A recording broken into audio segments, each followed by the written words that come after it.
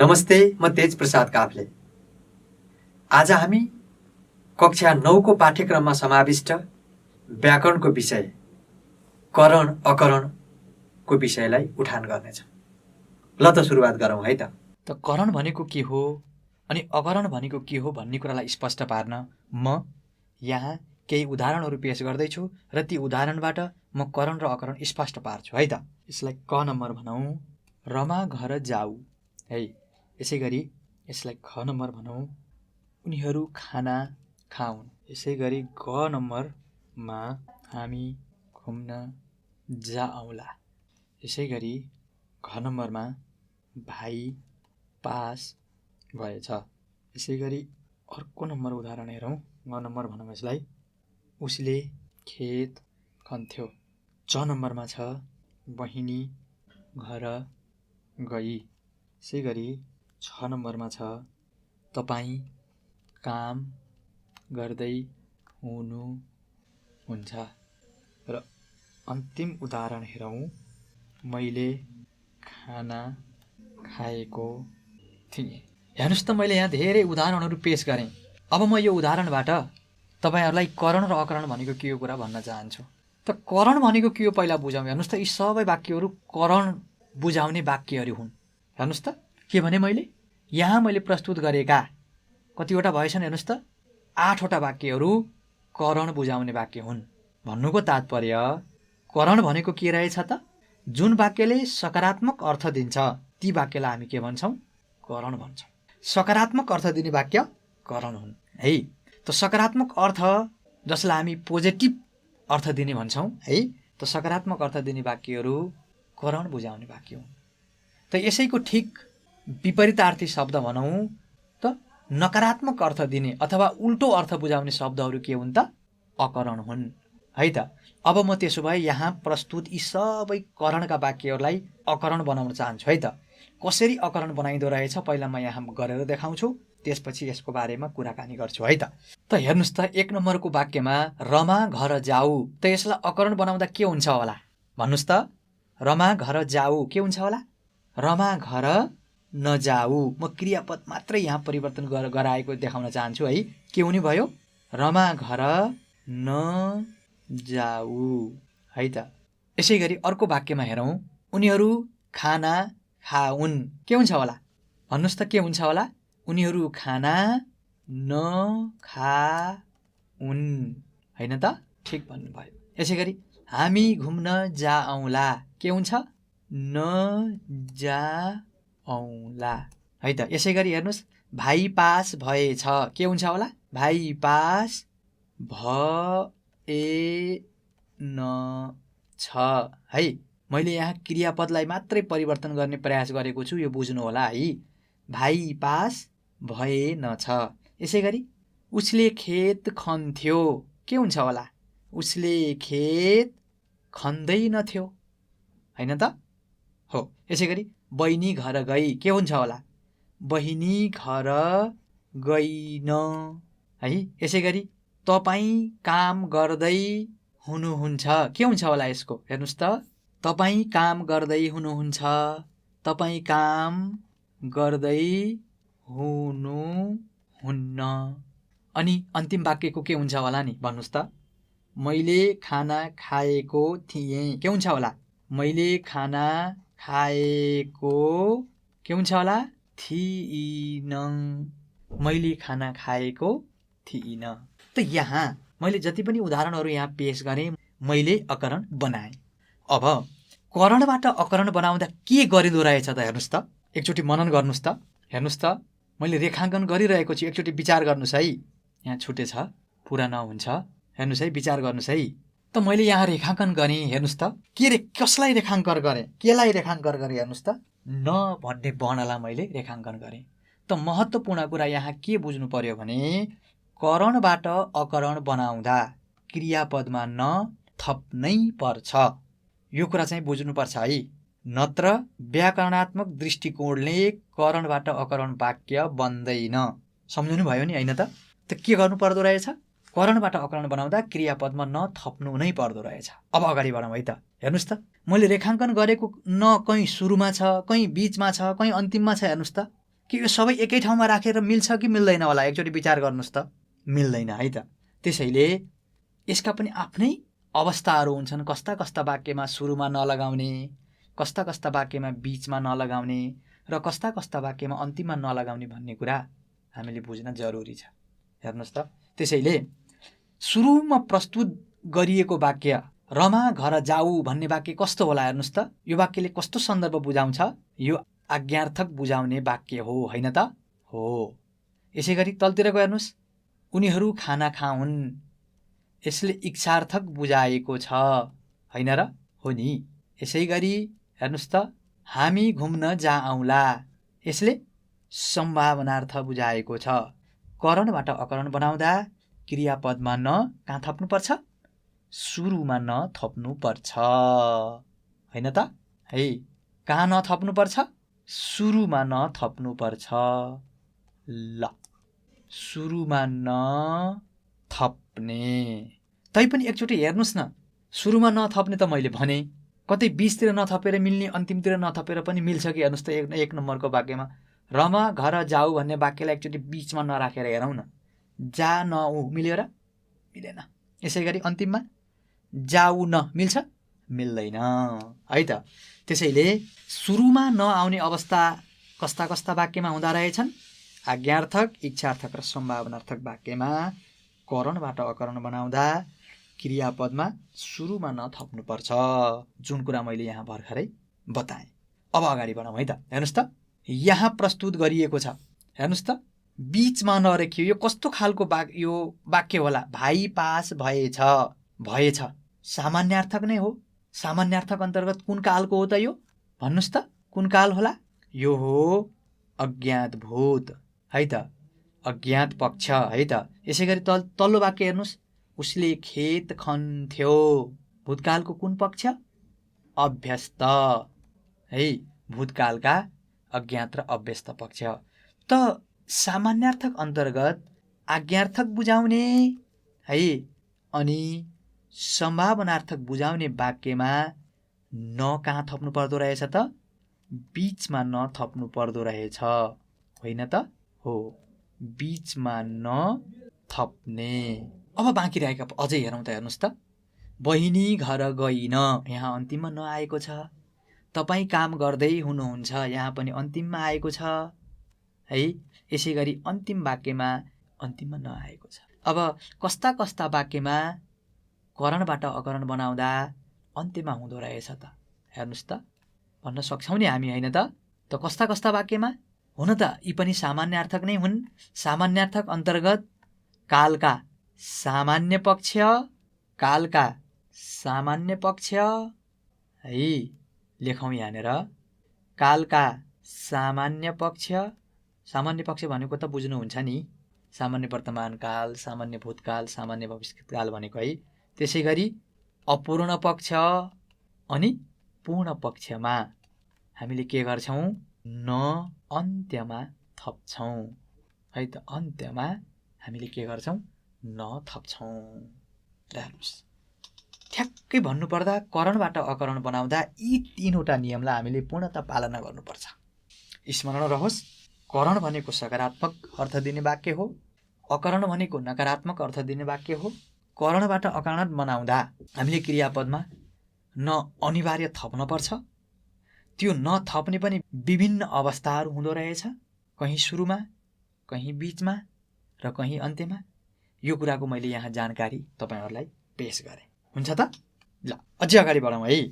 यसलाई 2 नम्बर भनौँ, है।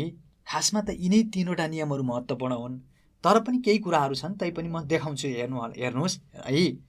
जस्तो कुरा गरौँ, करण, अकरण र विपरीतार्थी शब्द एउटै होइनन्।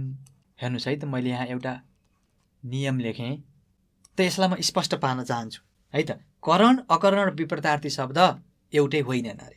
त कसरी होइनन् हेर्नुहोस् है। यहाँनिर करण भनेर लेखौँ, यसै गरी यहाँनिर अकरण भनेर लेखौँ र यहाँनिर विपरीतार्थी भनौँ, है।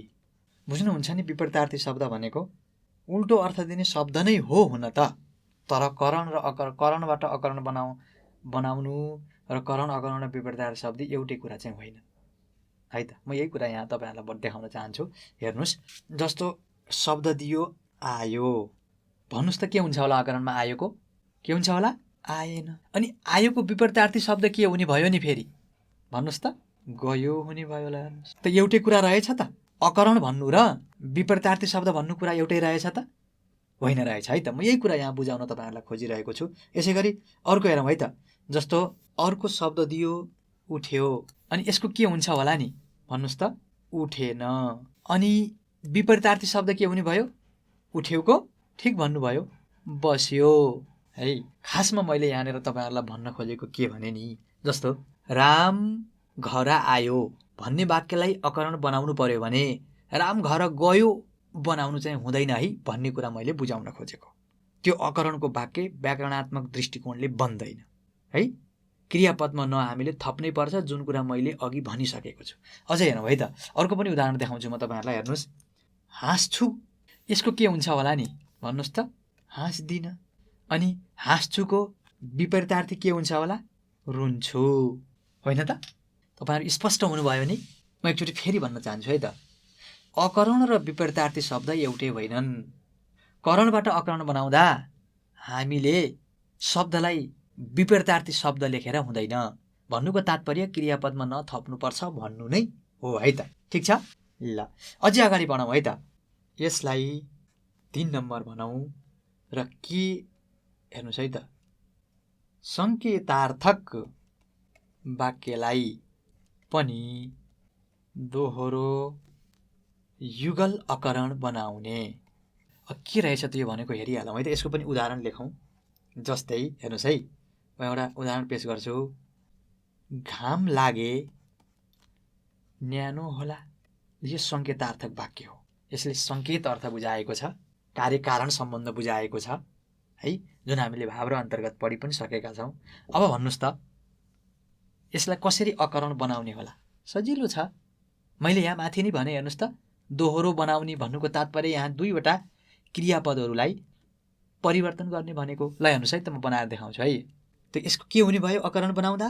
घाम नलागे न्यानो नहोला, होइन त? त हामीले यहाँ के भन्यो? दोहोरो युगल अकरण बनाउने भनेको छ। दोहोरो भन्न खोजिएको यहाँनिर। त के गरियो त यहाँनिर? हेर्नुहोस् त, हामीले यहाँ पनि नलगाइयो, यहाँ पनि नलगाइयो, यसरी हामीले अकरण बनाइयो। अब यही वाक्यलाई यदि करण बनाउने भन्यो भने हामीले त्यो नला हटाइदिने, भइ नै हाल्छ, होइन त? त यसै गरी संयुक्त र मिश्र वाक्यमा आउने वाक्यमा पनि हामीले के गर्ने त? 2वटै क्रियापदलाई हामीले अकरण बनाउने। यसलाई पनि हेरिहालौँ है त, उदाहरण हेरौँ है। म देखाउँछु, हेर्नुहोस् है। जस्तै हेर्नुहोस्, पानी पर्यो र हिलो भयो। भन्नुहोस् त के हुन्छ होला? भन्नुहोस् त, पानी परेन र हिलो भएन, होइन त? हो है। त यहाँनिर हामीले पनि नथपेर अकरण बनायौँ है। ल, अर्को पनि एउटा मिश्र वाक्यको उदाहरण हेरिहालौँ। हेर्नुहोस्, जस्तै जसले परिश्रम गर्छ उसले फल पाउँछ भन्ने मिश्र वाक्यको ढाँचामा सोधिएको वाक्यलाई अब अकरण कसरी बनाउने होला त? सजिलो छ। भन्नुहोस् त के हुन्छ होला? जसले परिश्रम गर्दैन उसले फल पाउँदैन। जे जसरी बनाए पनि हामीले क्रियापदमा न त थप्नै पर्छ, यो कुरो हामीले बिर्सनु हुँदैन है त। त हेर्नुहोस् त, यहाँनिर हामीले कहाँनिर नथप्यौँ, यहाँ थप्ने प्रयास गरेका छौँ। हेर्नुहोस् होइन त? हो है त। जस्तो यस्तो उदाहरण पनि हेरौँ है। सबैजना हाँस्दै छन्। हेर्नुहोस् त, यसलाई अकरण कसरी बनाउने होला? अकरण बनाउँदा यसलाई अब के हुन्छ? ल भन्नुहोस् त के हुन्छ होला? कोही पनि हाँस्दै छैन है। हामीले अगाडि हेरेका करणबाट अकरण बनाएका वाक्य र यो वाक्यमा अलिकति केही फरक पायौँ नि, होइन त? अर्को पनि एउटा उदाहरण हेरौँ है। जस्तै हेरौँ, तिमी सधैँ खेल्छौ। त कसरी बनाउने होला यो वाक्यलाई? भन्नुहोस् त, तिमी कहिल्यै खेल्दैनौ। ल हेर्नुहोस् है त, यसरी हामीले अकरण बनायौँ। यसलाई हामी 4 नम्बर बनाऊ। त यस्ता खालका वाक्यहरू बनाउँदाखेरि अलिकति हेर्नुहोस् त यो वाक्य हेरेर चाहिँ कस्तो खालको होला। करणबाट अकरण बनाउँदा क्रियापदमा न त थप्नै पर्छ भन्यौँ हामीले, होइन र? न त हामीले थप्ने कुरा गऱ्यौँ, न हामीले यहाँ थप्यौँ पनि। तर थप्दा पनि वाक्य यदि अकरणमा पूर्णता आएन भने, अकरण बनाउँदा पूर्णता आएन भने हामीले बीचका केही क्रिया विशेषण त्यस्ता शब्दहरूलाई पनि परिवर्तन गर्छौँ, होइन त? देखिहाल्नुभयो तपाईँहरूले। जस्तो हामीले सबैजनालाई केमा परिवर्तन गऱ्यौँ? कोही पनिमा परिवर्तन गऱ्यौँ। तर एउटा कुरो विचार गर्नुहोस् है, शब्द परिवर्तन गरेर फेरि क्रियापदमा नथपिएन भने त्यो अकरण बन्दैन है त। यति कुरा विचार गर्नुहोस् है। मैले अगाडिदेखि चाहिँ एकदमै पुनरावृत्ति गरेको छु, क्रियापदमा नथप्नै पर्छ, यो कुरा बुझ्नुपर्छ। जसै गरी हेर्नुहोस् त यहाँ तल्लो वाक्यमा सधैँ भन्ने क्रिया विशेषणलाई हामीले परिवर्तन गरेर कहिल्यै बनायौँ। यसरी पनि हामीले बनाउन सक्छौँ। जस्तो अर्को एउटा उदाहरण हेरिहालौँ। हेर्नुहोस् है, म देखाउन चाहन्छु अझै पनि।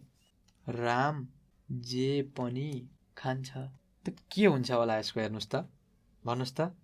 राम केही पनि खाँदैन। ल हेर्नुहोस् त, यसरी बनाइयो। त यहाँनिर हामीले हेर्नुहोस् त, जेलाई हामीले केमा परिवर्तन गरौँ? केहीमा पनि। स्मरण रहोस्, कहिलेकाहीँ परिवर्तन गर्दा वाक्यले दिन खोजेको अर्थ फेरि करणै बन्न सक्छ। त्यस्तो अवस्थामा सुजको प्रयोग गर्ने है। सुज भनेको आन्तरिक कला, बुझ्ने एकचोटि। करणबाट अकरण बनाउने हो, क्रियापदमा न थप्नै पर्छ न पनि थपियो। तर कस्तो स्थिति सिर्जना हुन्छ भने, जस्तै एउटा वाक्य हेरौँ है त। यहाँ म देखाउन चाहन्छु तपाईँहरूलाई। जस्तै यहाँ हेर्नुहोस्, हरि राम्रो छ। ल भन्नुहोस् त यसको अकरण के हुन्छ होला? हेर्नुहोस् त, हरि नराम्रो छैन बनाउँदा के हुन्छ होला? विचार गर्नुहोस् त। हरि नराम्रो छैन भन्नु र हरि राम्रो छ भन्नु त कुरा एउटै हो नि, होइन र? मनन गर्नुहोस् त। जस्तै यहाँ हेरिहालौँ, हरि नराम्रो छैन। के यो वाक्य अकरण भयो त? हेर्नुहोस् त, हरि राम्रो छ भन्नु र हरि नराम्रो छैन भन्नु कुरा त एउटै भयो नि, अकरणको अर्थ दिएन नि। त मैले यहाँनिर भन्न खोजेको कुरा के भने, कहिलेकाहीँ यस्ता क्रिया विशेषणहरू परिवर्तन गर्ने सन्दर्भमा पनि ख्याल गर्नुपर्ने हुन्छ। त्यसैले यो वाक्यलाई पूर्णतः अकरण बनाउनको लागि के गर्नुपर्ने भयो त? हरि राम्रो सिधा छैन भन्ने सन्दर्भ बनाउनु पर्यो। यो वाक्यले के दिन्छ त हामीलाई? पूर्णतः करणकै झझल्को दिन्छ। त्यसैले यस्ता कुरालाई पनि ख्याल गर्ने। परिवर्तन गर्ने नाउँमा वाक्यलाई नै हामीले अकरण बनाउन खोजेको, तर त्यसले करण नै सन्दर्भ दियो भने त्यो कुरा पनि ख्याल गर्ने। त्यसैले मैले यहाँनिर भन्न खोजेको कुरा के भने, क्रियापदमा हेर्नुहोस् त है, क्रियापदमा है नजोड्दा पनि अकरण बनाउने वाक्य यदि पूर्ण भएन भने यस्तो सन्दर्भमा हामीले केही क्रिया विशेषणहरू पनि परिवर्तन गर्छौँ। जसरी यहाँ हामीले परिवर्तन गऱ्यौँ, मैले रेखाङ्कन गरेको छु, हेर्नुहोस् है। ल त अझै अगाडि बढौँ है। जस्तो हेर्नुहोस्, यसलाई 5 नम्बर बनाऊ। म केही उदाहरणहरू दिन देखाउन चाहन्छु। भाइ पढ्ला करणको वाक्य भयो। के हुन्छ होला यसको अकरण? हेर्नुहोस् त।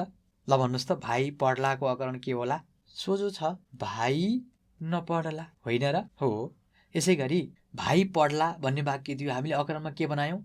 भाइ नपढ्ला बनायौँ। हेर्नुहोस् है त, यसको अर्कै सन्दर्भले अथवा यसरी पनि बनाउन सकिन्छ अकरण। हेर्नुहोस् त, भाइ पढ्दैन। हेर्नुहोस् त, यो पनि अकरण हो। यसरी पनि अकरण बन्न सक्छ। कहिलेकाहीँ परीक्षाको दृष्टिकोणले पनि सोध्ने गरेको छ, विचार गर्नु होला है। भाइ पढ्दैन भन्ने सन्दर्भ दिएर करण बनाउने भन्यो भने हाम्रो दिमागमा के कुरा सेट हुनु पर्यो भने, यो वाक्य सम्भावनार्थक हो, हामीले करणको सम्भावनार्थक वाक्य बनाउनु पर्छ भन्ने राख्नु पर्यो। अर्को पनि उदाहरण देखाउँछु, हेर्नुहोस् है।